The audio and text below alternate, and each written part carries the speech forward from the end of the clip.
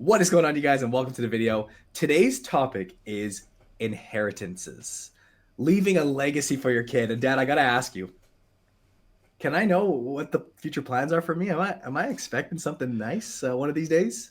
Hopefully not in the short term, but one of these days. We'll talk about that in the video today. I think you'll probably get something, Brandon, but not going to tell you what that is right now.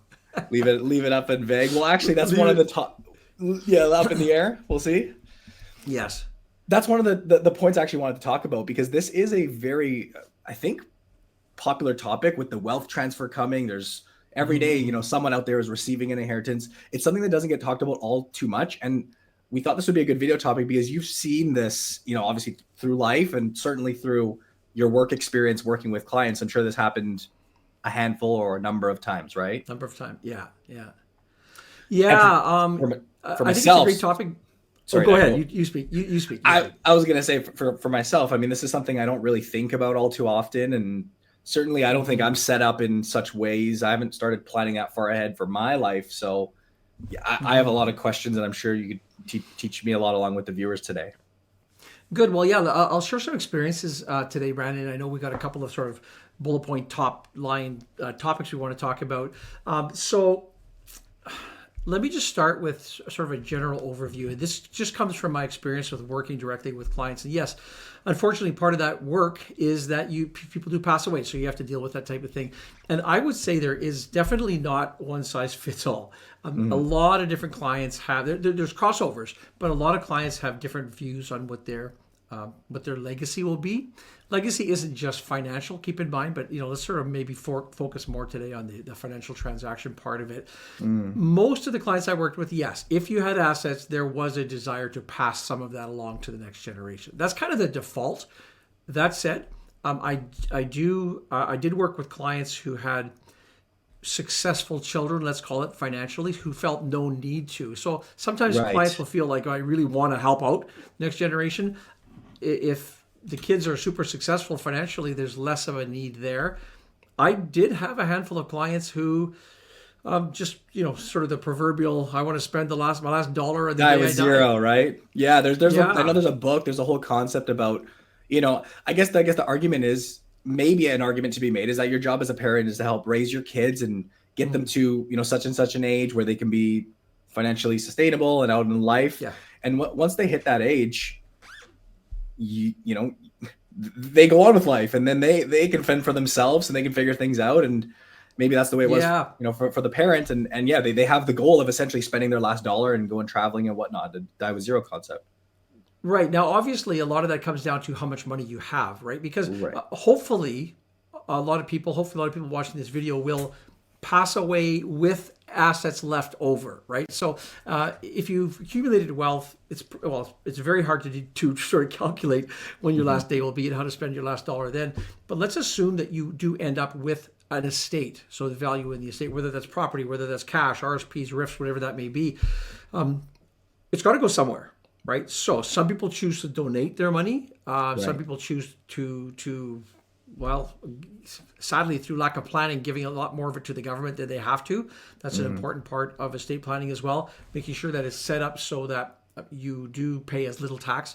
Because, in Canada, there's a lot of sort of hoopla about the fact that we don't have an estate tax. Like in the US, they have an official estate tax. We do here. It's just not called an estate tax, but for example, you die with an RSP or with a RIF, all of that money is deemed to have been disposed of on the day you die. So that money is going to go into your income for that year. So if you have a large amount there, that will be taxed. A little bit off topic there, I suppose. But let's go with the default that you do want to leave something to your children. Then comes then comes the issue is, how many children do you have? How do you distribute that? How do you distribute it equitably? So go ahead. I think you were going to say something there, Brad. Well, I was going to say, when you have two kids, like in our situation, is it going to be a 50-50 split, or does, the favorite child get a little more? I guess that's a tough decision to make. No, you'll get your fair share too. Oh, rats. That backfired on me. I was going to say that. So interestingly, one of my opinions on this is, if you are in that situation, like you say, where you do have some assets and you want to leave them for your kids, why do people wait till death to do so. And is that an argument that you've seen over the years? Because in my opinion, one of the super helpful ways, and maybe this is a biased opinion, just living and growing up in Vancouver, where the housing prices are so expensive, and getting into the housing market for a young child is, for a young adult is difficult. Wouldn't there be a very fair argument to be made that if you have those resources available, and this is very common in like Asian households, which again, growing up in Richmond here, from it's very common that the families will maybe earlier in life help their children out when you think about that multi-generational planning, because they're then investing in an asset, they're providing a home to live, if they help with a down payment, for example, versus waiting till the day they die. What's your take on that argument? Very good question. And I did deal with both of those scenarios. And so, yes, first proviso, if you are financially secure to the point that there's nothing you would possibly do to run short of money, then you can start considering that. And most people really aren't in that situation. There are a lot who are, but most people, I would say, you've got your 4% or your 6% kind of withdrawal rate, and you're doing that throughout the years. So you don't want to cut it too thin. And I did have to counsel a grandma one time who was working. I was working with a grandmother who had a sole granddaughter, and she was so generous with the granddaughter who had, was kind of sad, had lost her parents, that it was putting her own financial security in jeopardy. Right. So, let's say you're 65 years old or you're 70 years old. Statistically, you have another 10, 15, 20 or more years to live of life expectancy. So you don't want to end up in a situation where you're now going back to that child or grandchild and saying, hey, I kind of cut it a little short here. Can you help me out? The opposite side of that, I would suppose, and where I did see most of this intergenerational, pre-gifting, if you will, or early inheritance, was people who clearly had sufficient assets, and they would never infringe on those. So they would take out money, typically on an annual basis, maybe a nice Christmas gift, or sort of the classic, especially in our region, is help out with a down payment on a home, those types of things. So I think that really does come down to. Sorry to cut you off. It comes down to each. It really comes down to the circumstances, I would say, of the parents in this case, of whether they truly are financially secure or not, or whether they can afford to contribute that way. And you've seen scenarios where they maybe have done a little more than they should have, just because of the love and care that they have. That's very fascinating. I could see that happening too. Yeah, definitely. Question for you, Dad. I wanted to talk about communication, and this is like, I guess, it's a touchy topic. I don't know if taboo is the right word, but it's something that I think a lot of families will shy away from or avoid. When I think logically, that's probably the worst way to approach this topic in general. Like, this should be not a recurring thing, but I feel like this should be one of those difficult conversations that you have to either prepare your kids or let the kids know, like, and actually just transparently, like we joked about it at the start of this video. I don't know what the plans are for myself and Jesse. Why is that the case? And in your opinion, how should the communications happen? Yeah, that's a great question. And it's almost taboo. With the clients that I worked with, it was rare that the pure intergenerational plans were in place. I think you do, as a parent, run a risk depending on the child. And it's very common that, you have a lot of successful next generation people out there, but you also have a lot who kind of just live a very on the thin line and are kind of, I know of cases where people are just waiting for that inheritance. Yeah. And if there's a significant amount of money there, I've seen this firsthand where it discourages the next generation from actually busting taking action in life. Yeah. Taking action. So it could backfire. It can backfire. And I think of a case where the surviving parent, the mother, has lived years beyond what was expected. And so these children who now, 50s or 60-year-old children who should have done more with their life didn't. And they figured, in 10 years, I'll have a bunch of money coming in, and still haven't. Now, in a case like that, perhaps the parent could, make some early decisions. But there are also health issues, and parents aren't always, people who live a long life aren't always in a position to make conscious decisions like that, even though they're still alive. And so that can really screw things up. I have seen people in that situation, say in their 50s, who have waited all their life, have done little with their life, inherited a bunch of money, and then they've never learned how to manage money. And so they burn through that at a horribly rapid rate. I'm aware of situations like that. So it is a fine line. And I know with us, you guys, we haven't specifically sat down and talked about that. I'm pretty sure you assume you would collect something, but yeah, we haven't gone into the nitty gritty of it yet. So, I mean, we're a good Don't worry, example of I'm we not. I'm haven't done that. not. I'm not waiting around for you to kick the bucket. I don't. I'd rather you keep every. I'd rather spend every last dollar and live till you're 100 plus. So that would be perfect for me. But All right. that is an interesting point, because one of the things, Dad, you probably don't see this, but on Reddit, for example, one of them, literally every day there's a post at some point with someone saying, I just inherited X amount of dollars, or hey, I'm coming into 50 grand, 100 grand, 700 grand, whatever the number is.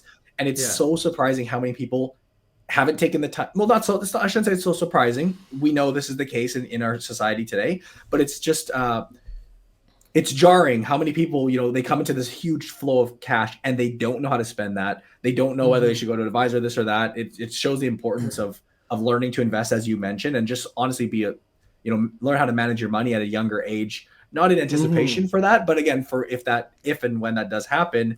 But it's almost like, is it kind of like when you win the lottery, Dad, and you come into a huge chunk of money, and then, usually that ends up working out pretty poorly, at least based on the statistics. Is that what you saw as well for the kids that were just not involved with investing at all? For the cases that I'm specifically aware of, that was like you mentioned. You mentioned one. You mentioned the example where money got passed down and they didn't maybe handle it best. They had this particular person had lived a life of just living off mom and dad, and then living off mom, and then when the real money came in, they had no concept of managing. I'll just put it that way. Whether it was a portfolio, spending, they knew how to spend. They knew how to spend. And also another thing I did see, I think of a couple of occasions here where when these people did come into money, there all of a sudden a lot of people that who are your so-called friends are looking for can you help me start this business, or can you do it for a handout or an investment, let's call it, in something, a venture of their own, and those often don't turn out well. So you're lacking the skills. I think that that a lifetime of managing a budget, paying a mortgage, investing, those things teach you a lot over the years, and if you don't have those, you could be in some trouble. Well, complete tangent and side note, I don't think I told you about this, but the guy here in Surrey, or BC, who won I think it was an $80 million lottery recently. Never heard of him. Oh, well, yeah, it was all over the news. I think he won maybe a few weeks ago. Like I knew a guy who played on his basketball, like his men's league basketball team. So it's the same, exactly what you said about the handouts and taking care of people around you. I'm sure, I mean, that's obviously, a very high scale of dollars, but even on a smaller scale, I'm sure you do get that. Well, another question I had, Dad, was on wills. And I saw a stat online. I don't know how accurate it is. Like 50% of Canadians don't have a will. I don't think I have a will. And the fact I don't think I have a will, I probably don't have a will. That's probably something I should change. And in fact, me and Viv were talking about that. It's just good practice to have. Yeah, just maybe let's kickstart with that. What's definitely. And I would be surprised, quite frankly, if 50% had wills. But let's go with that number. A lot of people don't. And yes, I think everybody should have a will. And people say, oh, I'm simple, I'm single, and what have you. But when you die, there's rules are in place, right? So just to make it easier for the people who have to look after that. So let's say the executor or co-executors on your estate, having that in place makes it a lot easier. Definitely saw situations where people died intestate without a will. And wow, it could be a mess, especially let's say you have 2 or 3 or 4 children. Well, they all have to kind of petition to see who's going to look after that, and it can be really messy. That's something you want to avoid. I also heard that, I heard when that does happen and you die, without a will, it's the onus is kind of on you or the kids. They're not going to come out and reach out to you and make that process fast. It can be a real mess and headache. Is that right? It can be a real mess. It can take a long time to settle that. That's another thing too. If there's whatever the assets are that are left, let's say there's a home, even your hands are really tied on what you can do with that. No, you can, if you do it sort of expeditiously, you can get that happening pretty quick, but definitely there's roadblocks that you don't need. So yes, I think everybody should have a will. I mean, certainly in your circumstance, you have a spouse that you primarily support. You have another child probably any day now that you are responsible for. You have businesses that you're involved in. So yeah, you should have a will. Even at this age,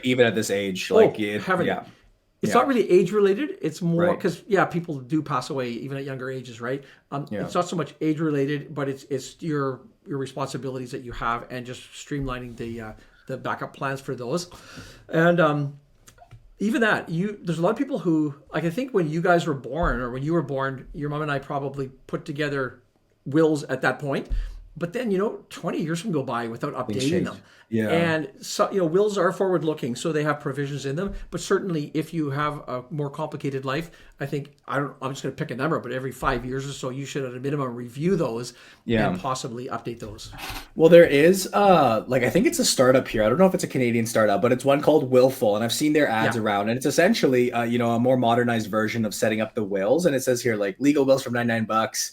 That certainly sounds a lot more appealing to me, because not that the fact that it's a daunting process of going through the whole, let's say more traditional process is enough to deter me away, but it is. That's the reason why I pushed it off. Yeah. And I think the fact that there is more of these, I guess, modern solutions, you'd think that would be a step in the right direction. And I think that gives me, you know what, Dad, you're inspiring me to go make a will. I think, right after this call, maybe not right after this call, next video, I just made a will. And I think that you're right. That is something that's worth just allocating a bit of time to, because everybody should. Well, it definitely is. And I will say, though, Brandon, having worked with so many clients over the years, that it is one of the hardest things to get people to do. You understand the logic, you understand the need, people get inspired, but it's work. You have to do some research. You have to put some data together to do it, to give it to the attorney, or whether or the lawyer, I guess, here in Canada, or whether you are doing it, with an online service. So it's a bit of a headache, but man, is it important. And I can also say, because I most recently updated my will, let's say within the last year, probably, because I do that periodically. Nice. That's good. Because you That's checked me awesome. off that one video. Oh no! And so every time that you do that and you bring it up to date, then it's a weight off your shoulder. It's lurking in the background, and for you, it's like you should do it. So it just takes care of that. Put it away. Another thing too, more so probably for my generation than yours, but I think it's still important, is what do they call them here in BC? I think we used to call them a living will. There's a term they use where basically you say, if I am incapacitated, get hit by a bus, but it doesn't kill me, and I can't manage my own affairs, it's like a power of attorney type thing, but you give people, you would be on my, whatever the term is right now, someone watching will be able to put it in the comments here, but it gives you the permission to make decisions on my behalf. Pull the plug, let's call it, right? So that's really important as well. Generally, if you went in to see a lawyer and said, I want to do a will, they would it's a package that they would kind of do to look after those things as well. Yeah. Well, that's a lot of responsibility on me, Dad. And I don't know if I want to accept that. Just kidding, I would.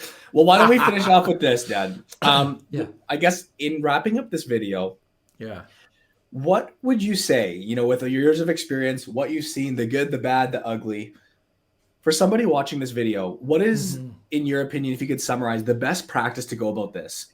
We obviously know setting up the will, we get that. But in terms of like communication with your family, if you could, in a sentence or a paragraph, summarize how you would go about doing things, if you could do things differently, or just with what you know. And I do understand everybody's situation is different. Sure. I would say, first of all, acknowledge that it's something you should do. So accept the fact that it's something you should go through. And people are deterred by the cost of a will. I don't want to spend the money to do it. You know what? Again, assuming you have $1,000 or whatever it's going to cost to do it, it's worth doing it, in my opinion. Then you're going to have to just sort of you have to write your plans down. So what is it that you want? You may never have thought about this before, but figure out, if I were to go today, what would I want? Question on that. Would these conversations typically be happening with a partner? So, for example, your spouse, or is it, for example, what you want? Because again, it may just, like how does that work? Generally, spouses will do this together, and you'll have like a mirror will, where if I die, you get the money. If you die, I get the money. Or there's provisions for children and second marriages. So many today, there's different provisions there. So generally, I saw it done together, and we're literally they're mirrors of each other. Now, I've also seen. I worked with, I'm thinking one client in particular comes to mind, where the husband and the wife had separate wills. They had no idea what were in each other's wills. They kept it private. That was definitely unusual. And I think in certain cases that could lead to a lot of bitterness upon one of them's passing, depending on why. But so to answer your question, hopefully, Brandon, is most people do it together. So what do you want? What do you want as a partnership? Whatever that looks like. So that would be something you do. Great question. Then commit the time to gathering. Today, go on ChatGPT or whatever. Say, what do I need to gather in order to create a will? Go ahead and get the information. I've only ever worked with a lawyer, so with a professional, they can guide you through it. They've done a million of them, so it's kind of for them. It's a template you put in your circumstances, and then any variances. I got a funny variance in mind. I'll really long story. I know we're running tight for time here, but I do have in my will. I've got a very, very good friend who it lives in the Lower Mainland area. You know him, and he's got this shed, we call it. It's about 20 by 10 shed, and it's a shrine to Bacardi. And he's got like everybody has a bottle of Bacardi. Anyway, in my will, I don't think he knows this. I've willed I think it's $200 to buy one of those big. It says in my will, get one of those big ass bottles of Bacardi's Superior Bacardi, I think it's called, and share it for anyone who would want That's a sip awesome. in my memory. So you can put whatever you want in there. That definitely would be tailor made. And then I would say make an appointment and just go and do it and get it done. Or today, I haven't explored the online options yet, but I do know that they're coming available. So there's something you can do there. I just think the bottom line is kind of like investing, Brandon. Yeah. It can be really complicated. Just do it. Take the first step and get the process done. And it's definitely worth it. And it'll be worth it for anybody that you leave behind. And lastly, I want to touch on the communication. So what would you take? What would your advice or suggestion be on how a family should communicate this?